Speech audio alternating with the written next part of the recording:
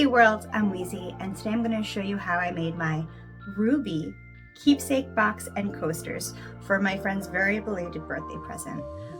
Let's get to it.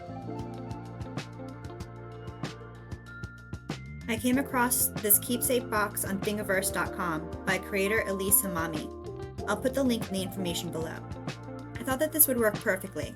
It was deep enough to fit 4 coasters, and the instructions were pretty easy to follow.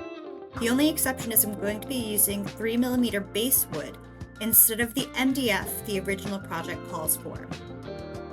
After loading it up into Lightburn, it looks like it'll fit perfectly on the 10x10 inch basswood board I have for this project. I'm going to move that over for now and concentrate on making a template for the coasters. The Slate coasters I have are 4 inches by 4 inches, but I want to make sure that my design doesn't go all the way to the edge. The edges of the Slate coasters are rough and flaky. Any design that gets etched onto the edge may not come out looking crisp and clean, and I don't want that, so I'm creating a buffer edge. Now I'm going to use the grid array in Lightburn to easily make the copies that I need. I'm going to make these templates a different layer than the rest of my project, and make sure the output for that layer is turned off, so I don't accidentally engrave them. They're simply going to be my guidelines. Perfect. Now I did borrow the emblems of RWBY from the interwebs, and I'm using the image trace function in Lightburn and adjusting the thresholds and sharpnesses to get as close of a replica as possible. RWBY is an animated series that features 4 main characters and their friends on a mission to become hunters and huntresses. They fight monsters called Grimm that threaten to destroy all of humanity. Each coaster is going to feature one of the main characters' initials and their emblems. That's R for Ruby, W for Weiss, B for Blake, and Y for Yang. And yes, the characters' names spell out the title. A little unoriginal, but concise. In Lightburn, it's now a matter of grouping, resizing, and rearranging the emblems and letters to my liking. I'm also going to make sure any engraving on Slate is on its own layer, so I can set its specific parameters later. Getting back to the keepsake box, I wanted to first label what I thought were the correct sides. FYI, I got it wrong, and I had to make some adjustments later on. I originally wanted the emblems to be cutouts on the sides, like the original box design. However, I decided against it, thinking that it wasn't going to be sturdy enough, especially with the Slate coasters, and potentially going to break.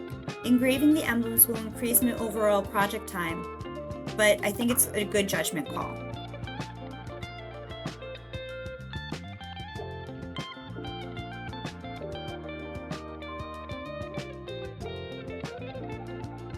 I also went ahead and removed the circle cutouts from the lid.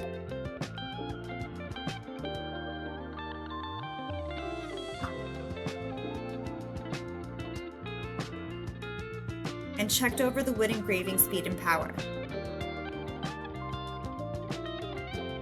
I debated if I wanted to have the emblems going counterclockwise or clockwise around the outside of the box.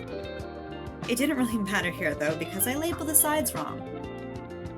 I actually made quite a few mistakes in this box, and ended up making a second box for my friend's birthday present. It had a few modifications, and I'll show you what I did. But first, let's get through this. Before I spent 2 hours cutting wood, I wanted to make sure that the keepsake box that I had did indeed fit 4 coasters. So I went to Makercase.com. Makercase is an amazing free website that can make a large assortment of boxes to fit many projects. For my project, I went with a basic box. I also made sure that the thickness was correct, 1/8 inch. For the dimensions inside the box, I wanted to make sure there was a little extra room, so you could get the coasters out without having to turn the box upside down. I'm really impressed by the range of motion on this website. Anyway, I downloaded the plans and ported them into Lightburn, and put them over my existing project. This was probably an unnecessary step, but it did resolve my paranoia and prove that the box that I had would fit 4 coasters. Now it's time to frame this demo box.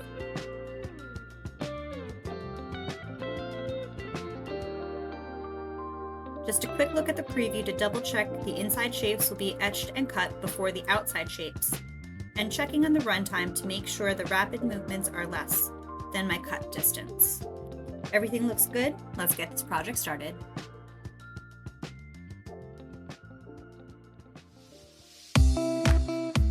I'm not going to show you the entire engraving process, partly because it is a demo box and partly because my camera storage was full and I didn't realize until it was too late. So you're going to get snippets.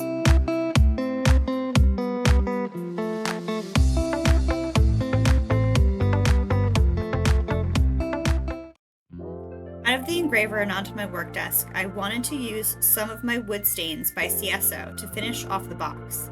I didn't want to paint it prior to engraving because the stain is made of resin, and burning resin releases some toxic fumes I'd rather like to avoid. But of course, this led to its own set of challenges, such as the stain being blotchy, adding an additional layer to the wood that the tab slots did not account for, and lastly, the stain filling in the engraving lines. Not my best work. This is also where I finally realized I've labeled the slides wrong, and thus rearranged my perfectly laid out design unintentionally. Great. Even after sanding down the tabs, I still managed to break one of the box walls. It's a good thing this is a demo box and I made another one for my friend. Back into Lightburn, I'm going to correctly label the sides. However, I decided that I did indeed like the etching on the inside of the box and having the outside of the box all black.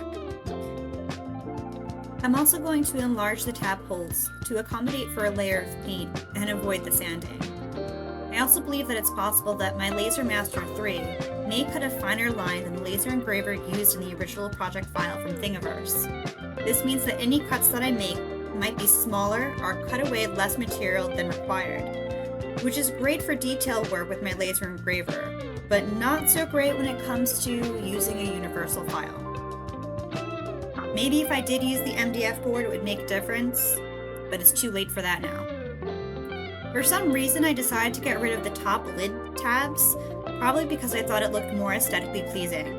But in hindsight, it devastatingly destroyed the structural integrity of the box. So now when you put anything on top of it, it'll bow.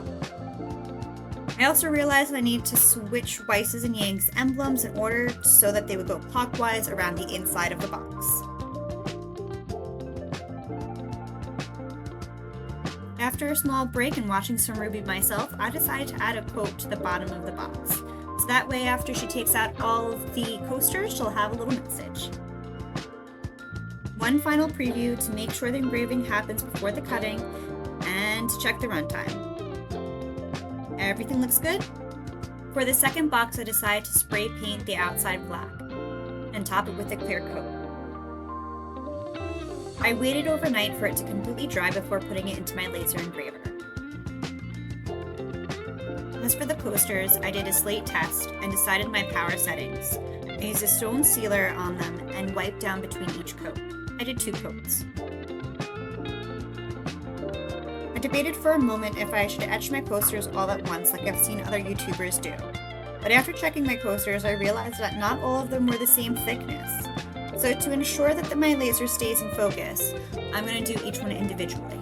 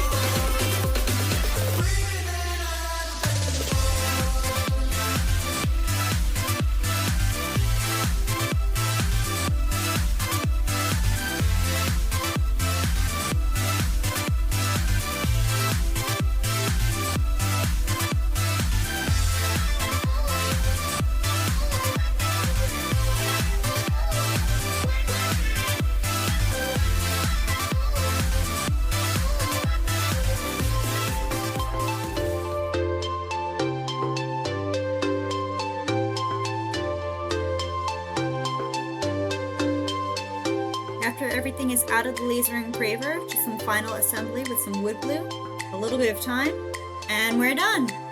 How do you think it turned out?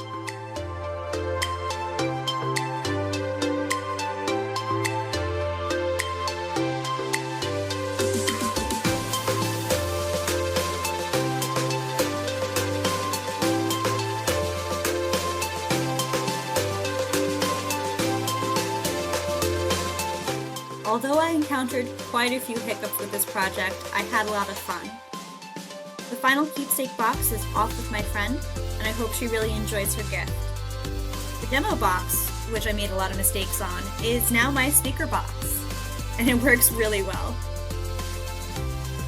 Alright, that's all I have for this video. Thanks so much for watching. I'll see you in the next one. Bye!